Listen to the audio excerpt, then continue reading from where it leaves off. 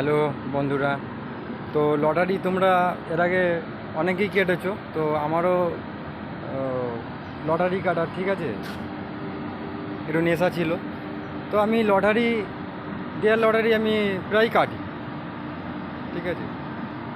তো dear lottery কেটে 45,000 টাকা আমার লেগেছে এইবারে 3 দিন আগে। তো 45,000 টাকা লেগেছে। কিছু আমার ধার দেনা ছিল মুদিখানায়, 1,000 টাকার মতো, 2,000 টাকার মতো। তো আমি চিন্তা ভাবনা করেছি এই টাকাটা লেগেছে আরও কিছু অন্য কাজে লাগাবো। তো কি বলবো বন্ধুরা, যে মানুষ যারা মানে বন্ধু বান্ধব আছে, তো কোনো রকমভাবে তারা খবর পেয়ে যায়। এবারে খবর পেয়ে গিয়ে মানে যেভাবে আবদার করে, সেটা বন্ধু বান্ধব কিন্তু আমাকে কখনোই দেখেনি। মানে একটা বন্ধু তো আমাকে ফোন করে বললো, কিরে তোর লটারি লেগেছে, ও খুব ভালো জিনিস, ঠিক আছে। আরে ভাই তুই খুব ভালো, তুই খুব বড় মনের মানুষ, ঠিক আছে। তো এইভাবে আমাকে, আমার মনটা সত্যিই মানে সেরকম একটা নয়। তো বন্ধু, আমি সবার সঙ্গে, বন্ধুদের সঙ্গে ঠিক আছে মিলেমিশে থাকতেই পছন্দ করি। এবার সে আমার কাছে এলো, এসে বললো একটা বল একটা আজকে ফিস্ট একটা করা, ঠিক আছে। সেই হিসাবে আমি বললাম ঠিক আছে, যে 5 কিলো মুরগির মাংস বলে দিলাম দোকানে।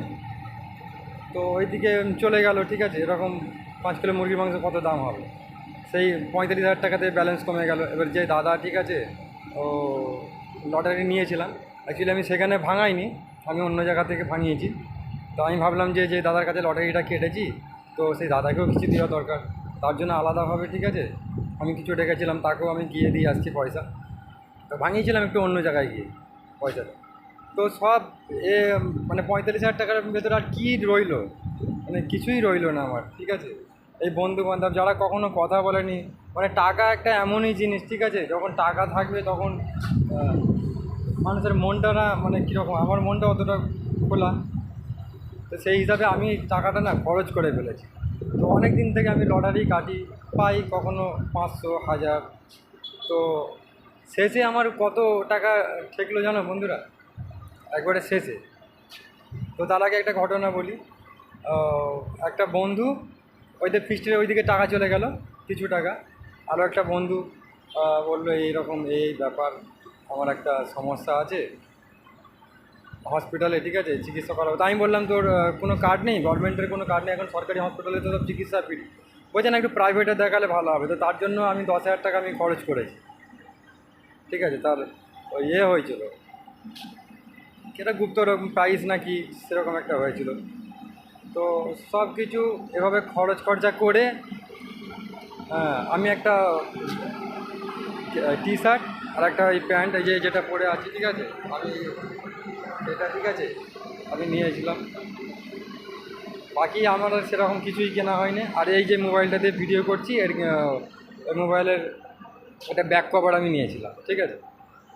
বাকি আমার কাছে শেষে আর কিছুই মানে পয়সা ঠেকলো না শেষ পর্যন্ত। যে আমাকে মুদিওয়ালা দেখে বা আমার ধার দিনা চলে, আমি সেই দাদাকে আমি পয়সা দিতে পারলাম না। হ্যাঁ, তো যাই হোক, লটারি কাটার নেশাটা খুবই খারাপ, আমি সেটা বুঝতে পারলাম। তো আর ভাবছি আর কাটবো না, অনেক ঠকেছি, অনেক পয়সা গেছে। তো বন্ধুবান্ধব টাকা থাকলে সবাই বন্ধুবান্ধব, আর যখন এই টাকা ফাঁকা, এখন সেই বন্ধুদেরকে ফোন করি, ফোন আর রিসিভ করে না, ঠিক আছে। কী বলবো, সবই নিজেরই দোষ আমার। তো লটারি তোমরা কাটবে, লটারি মানে মাঝে সাঝে কাটবে, সব সময় নয়। যদি খুব নেশা থাকে, আস্তে আস্তে সেটা থেকে বেরিয়ে আসার চেষ্টা করবে। তো না কাটাটাই ভালো আমি মনে করি। হ্যাঁ, আর কাটলেও ওই যে সমস্যা, এই এ ফোন করবে, সে ফোন করবে, ওটা মানে ভালো মন্দ খোঁজ নেওয়ার জন্য ফোনটা হয়তো করেনি। তখন আমি কতটা মাইন্ডটা তখন অন্যরকম হয়ে যায়। তো সেই হিসাবে তো লটারি না কাটাটাই ভালো। সেইভাবে পুরোটাই একদম পকেট এখন ফাঁকা বন্ধুরা, কিছুই নেই, পয়সা কোনো কিছুই নেই।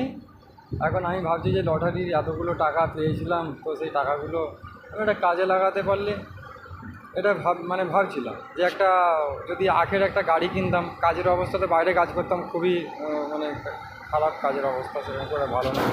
তো এটা ভেবেছিলাম। তো যাই বন্ধুরা, আপনাদের সামনে আমার এই চ্যানেলের মাধ্যমে ঠিক আছে এই বিষয়টা তুলে ধরলাম। কে কোথা থেকে দেখছো একটু কমেন্ট করিও, ঠিক আছে? সকলে ভালো থাকবেন এবং সুস্থ থাকবেন। Tata, bye bye.